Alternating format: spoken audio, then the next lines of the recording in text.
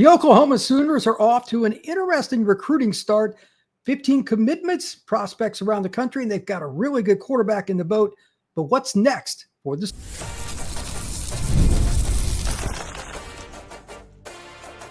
You are Locked On Sooners, your daily podcast on the Oklahoma Sooners. Part of the Locked On Podcast Network, your team every day. Welcome back to the Portal Podcast, where you get your daily recruiting, NIL, and transfer portal scoop. We're doing a crossover today with Locked On Sooners. Going to be talking all things OU, and it's been a rather interesting year with recruiting so far for the Sooners. 15 guys in the boat, more to come, but which ones are they and what is their strategy? That's one of the things we're going to try to figure out today. And then once we transition to the 2025 season, the pressure to win this year for Venables, the schedule is obviously daunting. And they've got a very interesting quarterback transfer. To help me figure all of that out, I've got both of them today. I've got John and I have Jay.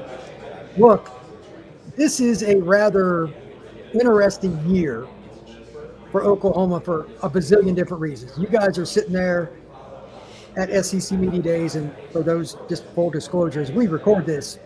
Venables has not gone, so we don't have any comments from him, just speculation. I'm curious to see what he has to say and who actually tries to poke the bear with him. I doubt it's you two. You guys are smarter than that. But he's on the hot seat, so that's going to impact everything around Oklahoma football in that state. But let's start off with recruiting before we dump all that a little bit later. Jay, I want to start with you. Recruiting in Oklahoma, it shouldn't be that hard. A dead rat can recruit to Oklahoma, okay? And Venables is a pretty good recruiter. But they got like 15 guys in the boat, and while they got Bowe Bentley, who's one of my favorite players in this class, regardless of school, regardless of state, all that stuff, why aren't they ranked higher? What is your overall prognosis for what's going on in Boomerland?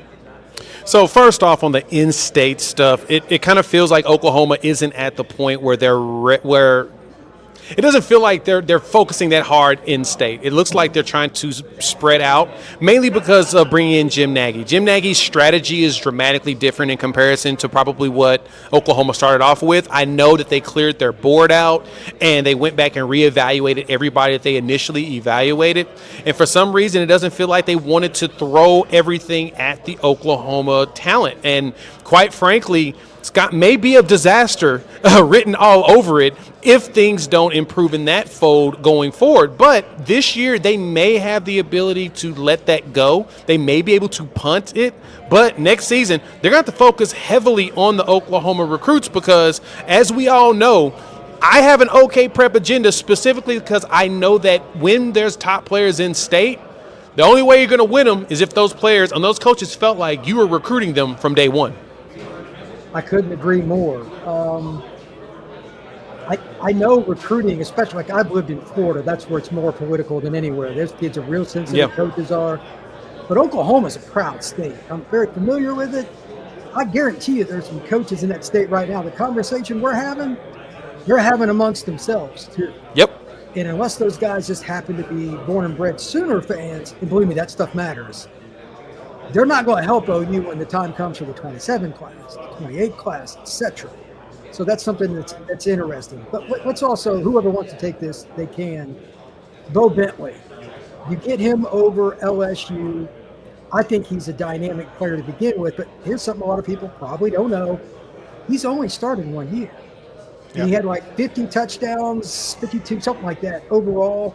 Plays for Salina, it's just north of Dallas. It's a famous program. Like, how in the world do we even know how good he is yet? He's already really good because he started 1 year. Most guys make a jump year one, year two at each level they go to. Like, how good do you think Bowe Bentley can be? I think he could be really, really good. I mean, he's an incredible athlete. He also plays soccer. He plays lacrosse, which you got to be. You've got to be a really good athlete to play those sports and play football and then be able to thrive in the way that he thrives because he is a dynamic runner. He's got the arm talent to throw all the throws, but what makes him, I think, extra special is his ability with the ball in his hands, making plays outside the pocket, picking up yards in the design quarterback run game. He's just really, really good. And what seems really interesting about him, and it's kind of an underrated aspect, is he's real low-key. You don't see him on social media a lot. You don't hear from him. Any statements that come from Bowe Bentley are very packaged, very straightforward to the point, and they're getting delivered kind of everywhere. But I think he's going to be one of those guys that is a potentially transcendent player. He's the number 4 quarterback now in the rivals and On3 rankings. And I think that's just scratching the surface of what he can be. I mean, you said it, 1 year of experience. This senior year, he's going to have a chance to go have another big year. Now, will they go undefeated and win the state championship again? That remains to be seen, but he's going to have another monster year statistically. Yeah, to add to that, what Bowe brings too is he brings a kind of a clout or cachet from down there in Texas. A lot of the recruits know who he is. I mean, like you said, Salina is considered a quote-unquote blue blood down there in Texas. And so him being able to bring them back to state relevance and winning a state championship, like it was the first one in some years, if I'm correct. It's been a while since they've got one, and because of that, his name is all over the boards. People know who he is. Recruits know him, and honestly, a lot of recruits like him. They like how dynamic he is. He's a headline type of guy. He's a guy that's going to do stuff, and you're going to see him on the front page of the local newspaper, and because of that, that brings additional attention to the team. So for the recruiting aspect of it, he's going to add an additional impact of being able to do the peer recruiting portion of it that may actually save Oklahoma's class going forward. I think that's a massive point. At some point, they got to get a couple more impact guys on both sides of the ball. That's no newsflash. There are about 15 guys, but with Bowe, you can sell tight ends, offensive tackles, and obviously wide receivers. Hey, this guy's going to be the one you're either pass protecting for or you're getting the ball from. It's pretty obvious LSU knows what quarterbacks look like. They've had 2 Heismans recently, and that's who we got him over. I think that would just drop my microphone at that point. If kid doesn't want to come up there, it is what it is. You move on. But that should be a pretty easy sell. Besides Bentley, and again, I don't care which side of the ball, which player or players do you guys think has the best opportunity from this current commitment group to make an impact in year 1 or at the latest year 2 for Oklahoma? Brian Harris. I mean, that's the one that really stands out as a guy that can have an immediate impact because he already has size and his athleticism is just off the charts. It's really hard to find guys that are as big as he is, 6'4", 280, around there, and can move the way that he moves. I mean, you're seeing him win off the edge in a defensive end alignment, both in 4 and 3-man fronts, beating offensive tackles. That's impressive.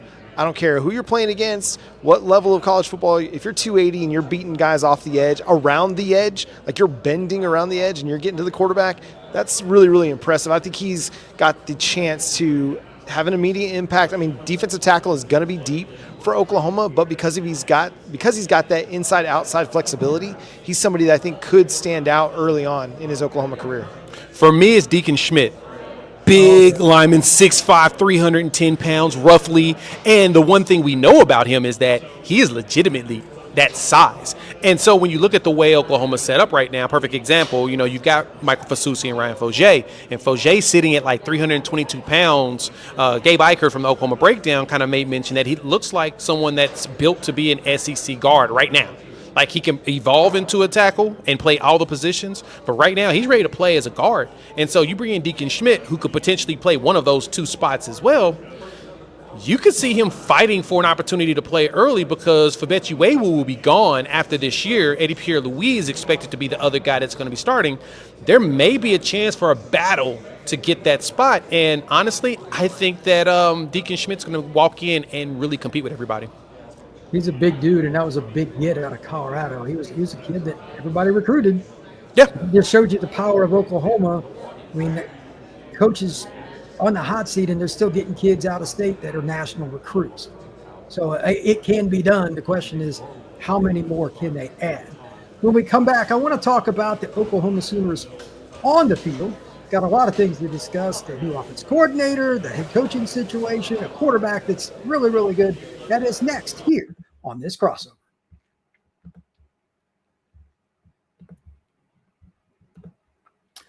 I've been using FanDuel to track up all my favorite matchups, and the app keeps it fresh with new daily promotions and fun ways to bet. It's an easy opportunity for everybody to get involved with, and I think you should take a look at it. Summer sports are in full swing, and whether you're all about baseball under the lights, golf on the green, or high-stakes soccer, FanDuel is the best way to make every game more exciting. You're already following the action. Why not make it more thrilling with FanDuel? You can get on the game while your friends are getting sunburned at the beach. For me, it's looking at all the opportunities right now with baseball to do all these different kinds of bets, like home run is one thing. Everybody talks about that, but how about the opportunity for Triple Crown? Could one of the guys like, I don't know, big number 99 in New York City, maybe he's the guy that gets it done. It's not easy to do that, but that would be a really interesting payout. There's a lot of different opportunities with FanDuel. If you're new to the FanDuel site, new customers can bet $5 to get $150 in bonus bet if your first bet wins. Open the FanDuel app today or visit FanDuel.com to get started.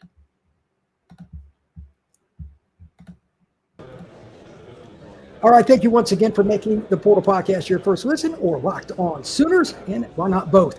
Make sure you check us out wherever you get your podcasts. Gentlemen, let's transition to the actual gridiron. I mean, you guys are at SEC Media Days. There's a lot of stuff going on. You're getting ready for Venables tomorrow. But my first question to you is, what is the pulse? You're both fans, but you cover the team. What do you think the pulse is for the fan base? Like, where do they have to get to win-loss record this year for the fans to be happy? We'll get into the administration in a second. But what's OU got to do before the fans get too mad? Because that's not a very patient fan base. I mean, I think for the fans to be happy, 10-2 and in the playoffs. I mean, they want playoffs. They want to compete for national titles. They want to compete for conference titles. They don't want to have these seasons where you're like, oh, well, we just missed out. And be satisfied. Will they be satisfied with that at the end of the season? If they go 9-3 and just miss the playoffs, I think a lot of people would be. But ultimately, if you want them to be happy, get to the college football playoff. Now, for the administration side, I think if you get to 8-9 wins, I think it buys Brent Venables some more time. 7-6 or 7-5 in a bowl game, a lot of difficult conversations going to have to be had. Yeah, with a lot of the fan base, as you mentioned, Brian, we're very impatient. The fans here are very impatient. They don't understand what losses are. Like, if you really think about it, Oklahoma's had 3 losing seasons since like the 80s. This is not something that we're used to. It's 40-plus years. It's pretty ridiculous.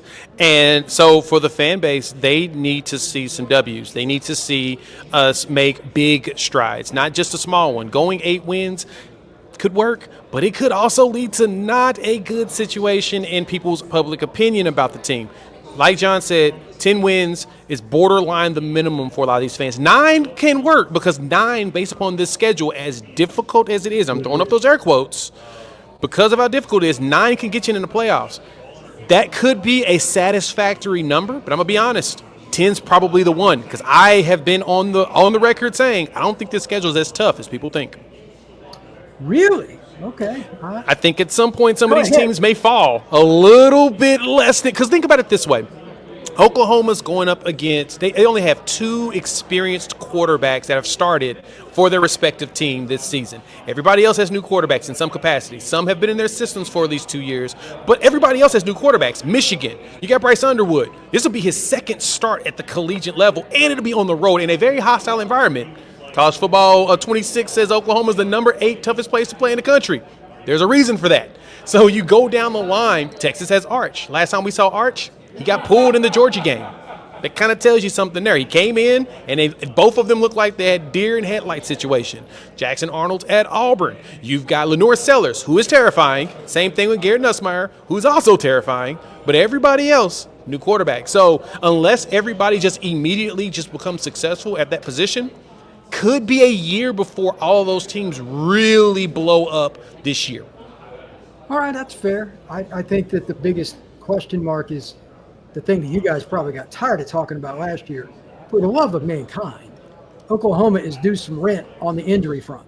My God, last year, that was just grotesque. Like, I was at the Auburn game, and I was watching the guys come on the field at receiver, and I remember literally saying to myself, who's that guy? Yeah. And I'm just like, the quarterback situation was bad anyway, but I'm like, there's no way. They won the miraculous game to come back, but they should have lost to Auburn. And I know Auburn is not very good. I live here. So you could tell Blackerby I said that, but it was I will fun to watch. So I came down in the stands and got on the jersey and got some warm-ups in at that game as well. I was in town, and they said, hey, can you come in here and warm up with us real quick just in case? Because we don't know. That's how brutal it was. You're right. We know that was a thing. But as you said, rent's due on that. We should see the opposite side of the luck for the most part. The good thing is the young receivers that were forced to play, that we all ask, who are you and who's your mama, who's your parents, who's your family? They got a year of experience of struggling. Now it looks like they're way more comfortable, so they should be prepared to go in the game if any of these transfers aren't ready. Is Jaden Gibson healthy?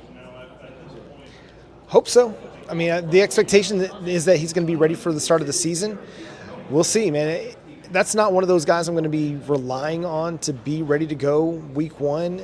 If you have him up to speed by the time you play Auburn, I think that's best case scenario because he'll be a little bit more than a year out from his injury last fall camp. If you get him back on the field, he's dynamic and he's able to make plays that just wow you if you can get him back on the field. Javonte Gibson's the other one. He was a transfer portal addition at wide receiver. He got hurt in the offseason, had to have surgery. He's expected back at some point, either fall camp or the start of the season. Again, I need to see it. After last year, everybody's got a little bit of PTSD on the injury front. People were supposed to be close to being back, and they never were really back. So you're looking at, hoping that Deion Burks stays healthy. The Purdue transfer last offseason, a dynamic player that can make plays in a lot of different ways. Isaiah Satania from Arkansas transferred in as well. He remained healthy through the offseason and was standing out. And another speedster that can make plays in a lot of different ways. So there's a number of wide receivers that could step up and be big-time playmakers for Oklahoma. But the guys that have true star power, Jaden Gibson and Javonte Gibson, guys that have that true potential to be wide receiver one guys, then you're looking at a Zion Kearney, who was a 4-star prospect in the 2024 recruiting class. Everybody's very high on him and the potential that he offers. Again, it's just you got to see him take a step and start to realize that potential. Will he be ready to go and make those contributions week one? We'll see. If Oklahoma gets wide receiver play, my next question's a pretty easy one, but the quarterback situation, I'm a big fan. John Mateer had 15 rushing touchdowns, and I know it was against mostly G5-ish comp, and he didn't play great against P4 teams last year, but he's also playing with a bunch of guys that aren't P4. So right. I can watch the athleticism and the arm and all that and know that he's a little different. And I know playing at Oklahoma is a big deal because some may not know this. He's a Dallas kid. Yep. So he grew up with the Oklahoma, Texas, SMU, Baylor, all that. He knows the area. He will be comfortable. Am I wrong to think that he's going to be the reason that, that first question I had, what's the expectation? If they're going to make 9-3, 10-2 to get in that realm, is it that simple? Is it Mateer? Because they should be healthier, for the love of God. Again, it can't be worse. Is it Mateer, or am I missing anything? Well, that's where it starts. It starts with your quarterback every time. If you're not doing anything if your quarterback's not really producing. But at the same time, you mentioned he's a dual threat. The funny thing is as you talk about him being a Dallas kid, his commitment picture was him standing in front of OU in 2020 when he did a visit. Yes. So he wanted to go to Oklahoma, but no one ever he didn't get recruited by the old regime, really. So he was there. He had a picture right in front of it from June of 2020, which is still bananas to me that he still had that picture in the chamber, but he used that. That's the picture he used for his commitment. But besides that, it's going to be hardcore on him to really start. But the good thing is him being a dual threat, it's going to take weight off the other person that we're kind of talking about, but we're really lightly touching on, which is Jaden Ott. You hear people point him out, but you're not talking as much about him because why? Until the quarterback play actually shows you something, it's kind of hard to talk about the other dude. Yeah, the offensive line has to be significantly better than what it was. And I don't think anybody's expecting it's going to be as bad. A lot of it due to health. You're going to have a healthier offensive line. So far, they've made it through the offseason unscathed. Last year, that was not the case. Last year during spring ball, they lost several guys. They lost several guys during fall camp. They lost guys week one. It was just a mash unit along the offensive line. So if they're healthier, they are more experienced. They added a Derek Simmons who was being recruited by Florida State in the transfer portal, a big-time addition for them that they can put at right tackle. They bring back a lot of guys from last year's group that, albeit wasn't very good, but did get a lot of experience. And so if that offensive line is good, even above average to good, I think Oklahoma's offense has a chance to be good. And if it's good, then Oklahoma has a chance to win a lot of games because the defense is going to be good. Let me add to that real quick, too. On that offensive line, the 2 times that the line was actually healthy, you owned the state of Alabama. That was it. Every other game outside of that, you had an injury within the first half, and somebody came out. LSU, you had an injury. Ole Miss, you had an injury. Actually, Missouri, you didn't. You just failed at the end of that game. You just fell apart at the last one. But the defense and the offense, I mean, it was a defensive matchup. But every other game besides that, you dealt with a bunch of different injuries. You had like 10 different configurations at the offensive line because of injuries. Think about that. 10 different configurations of offensive line setups of left tackle, guard, center. It was just, you can't do anything with that. You're not going to build chemistry. But that Alabama game, you got to see what this line can do. Same thing with Auburn. That was just a young quarterback and young setup. But when you did see them actually play as a unit, they look like they can hold up in the SEC. They just got to stay healthy. I agree with that because, again, the most important thing in any sport, do your best players get the chance to play. It's unfortunate football is barbaric. It happens. Oklahoma just had it happen in spades. Like, it was insane. It's not likely that's going to happen again this year. When we come back, I want to switch to the defensive side of the ball and talk some more Sooners.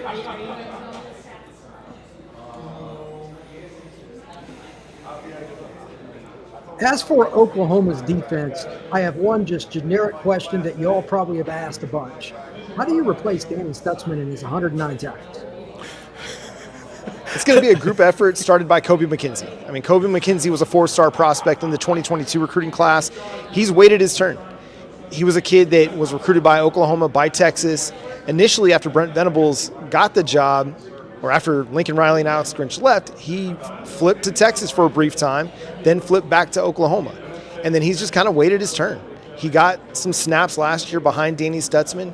He's a big physical presence, a guy that has that old school traditional middle linebacker body. And if he's up to the task, he's going to get that first task and first opportunity to play that Mike linebacker. But it's going to be hard to replace the emotional leader that Danny Stutzman was. I mean, that was a guy that, for the most part, drove the bus for Brent Venables' vision on the defensive side of the ball for the last 4 years.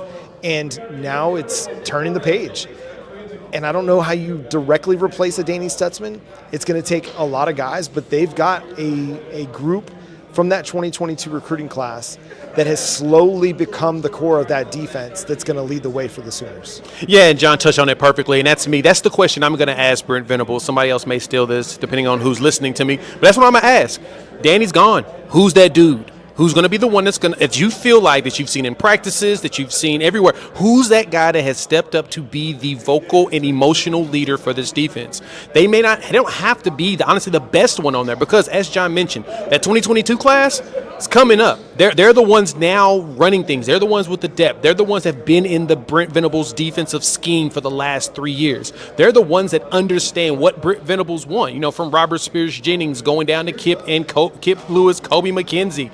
Right, you've got these guys. They have been in this system and understand what's needed. So because the linebacker room is really critical in order to survive or thrive in a Brent Venables scheme, I'm expecting it to be one of those guys. And as John mentioned, I think it's probably going to end up being a Kobie McKenzie. I remember watching him in the games when he first started coming in over the last couple of years, and you'd see him go up to the line, smack the behind of one of the defensive tackles to move him to the left or move him to the right, yell in their ear, watch for this, do that, point at this guy, point at that guy. And you're like, okay, I see that you have been into the Danny Stutzman School of Leadership. Let's see if you go ahead and translate that going forward when Danny's not there to also yell in your ear too. Well, and he just has presence, again, a big guy. He's a giant human being. He is. I mean, what does he come in at? He's 6'2", 236, like he might not be the 240, 250 type, but you look at him on the field and he just has presence. Brian. You're a middle linebacker. You're not anything other than that. Yeah. He's big. Stutzman, he was the most instinctive / talented inside linebacker in the country last year. Yeah. That ran a complex scheme, not just a downhill. His Venables scheme is not for him. So no. I thought that would be my biggest concern because they were really good on defense last year. They were one of the most dominant up front in the country because they just didn't miss run gap fits. They were consistent. They were annoying to play against because they didn't give you freebies, but he organized everything. And I'm like, if they don't have somebody that's at least close, you're going to see some freight trains running through, because just because you got a complicated scheme doesn't mean it's going to work. It's got to be executed. So if they got that guy, then you guys are ahead of the curve, because most teams lose a guy like that, and it's a big step back. Yeah, and to answer that real quick, if you go watch the late games in the season, Alabama's a great example. There were times when you saw Kobie McKenzie on the field and Danny was out. And it's kind of crazy to see that they actually started playing. You can see the trust was kind of turned on with this staff, and they recognized, hey, I need to get you guys experience because we're going to lose some of these top dudes. So let me go ahead and throw you out there and let me see you, show me that you are ready to assume the responsibility that you know that these guys have. Losing to Billy Bowman's also tough. You know that Danny was really the emotional vocal leader. Losing Billy, tough as well. But Peyton Bowen feels like he's ready to make that next step. Billy keeps hyping him up. Billy was also teaching Robert Spears-Jennings in the leadership in that secondary and say, hey, dude, this is your spot now. Take over, be that guy. And so you're going to have, like John said, you're going to have layers of people that's going to be there. But at that linebacker spot, though, you did get to see some of those a little bit older guys play a lot more minutes than I anticipated, a lot more snaps than I anticipated, and they played a lot of critical snaps in these late games to me, to where now I feel like, okay, I'm a lot more comfortable than I thought I would be. That's fair. Let's talk about the back end. If you're an opponent of Oklahoma and somebody that's actually got a quarterback to challenge, is there a guy that you're going to try to avoid in the secondary? Yeah, Robert Spears-Jennings is the one that stands out. He just has a nose for the football. I mean, he was getting interceptions, forcing fumbles early last season. He had the big, strip sack and Nico Yamaleava. He's a little bit maybe more of a box safety. But the other name is Gentry Williams, and if he's healthy, he has a chance to be a star for Oklahoma's defense. He's battled a shoulder injury over the last couple of years because he's so willing to go up and tackle in the run game. But he had an interception at the start of the Texas game back in 2023. Just jumped the route, jumped the slant, picked it off. He's got that ability to play the ball in the air, and he's sticky in coverage. If he's healthy, he's going to be the one outside that teams are going to want to avoid. But, I mean, Brent Venables, Jay Valai, Brandon Hall, they've just tried to bring in guys that want to attack the football in the air, and they've got a good group of them. Yeah, I think that other one to really keep your eyes, Gentry Williams really is one with Robert Spears-Jennings. I mean, Tulsa boys, they're Gentry healthy. He's going to be terrifying again. I mean, think about it. The Texas game is one. Eli Bowen showed some promise there in the Alabama game. So you kind of got two guys that will jump a route and get yourself an interception, or they'll be around the play and at least get something knocked down. Peyton Bowen's known for being just around the ball. That's probably the biggest feature he had in high school, as well as the little time he's played. But yeah, I'd echo, from a Robert Spears-Jennings to a Gentry Williams, those two probably are the guys that whatever side of the field they're on, it's going to be terrifying. But there's also one name, though. Keep this in mind: Kendall Dobie. Sure, he's 5'11". Sure, he's just under 200 pounds. Dude plays way bigger than that. And he, at cheetah or even at corner, you're going to see him out there breaking up passes, causing problems. And he did that to start the season. And if he didn't get hurt in that Tennessee game, I'm going to be honest, I think we had a chance of possibly making something happen outside of the fumbles, that is. Well, I mean, they've got all kinds of talent coming back now. How does it mesh? So that leads to the finale question. Whoever wants to tackle it first, fire away. What is your season prediction for the record for the Oklahoma Sooners?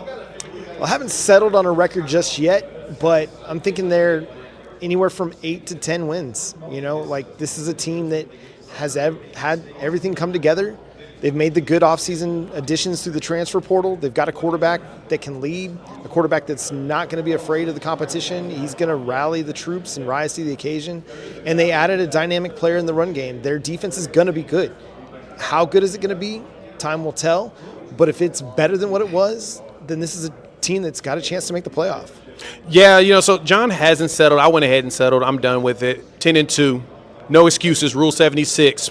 No excuses, play like a champion. So that's the only way that we got to go. If we really want to be competitive this year, if we really want fans to get back on board, if we really want the nation to get back on watch of what Oklahoma can possibly be, 10-2, Rule 76, no excuses, play like a champion. All right. Jay is not playing around here. He's all out for OU, and he thinks it's most likely to happen.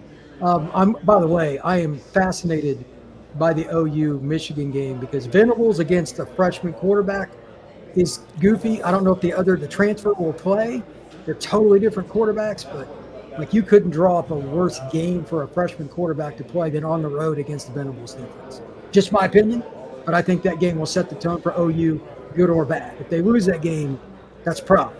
But if not, it could be what Jay's talking about in 10-2. Gentlemen, tell everybody where they can find your work. Yeah, you can subscribe to Locked On Sooners wherever you get your podcasts. We're free and available on all platforms and on YouTube, so hit the subscribe button, hit that notification bell to let you know when new episodes drop. Jay's got a channel also that covers Oklahoma and other collegiate athletics at Unfair Sports. You can check him out there. You can read my work covering the Sooners over at SoonersWire.com. Appreciate it, gentlemen. Thank you very much, and enjoy SEC Media Days. You can find the Portal Podcast wherever you get your pods and on YouTube. We will see you again soon. Let's get it.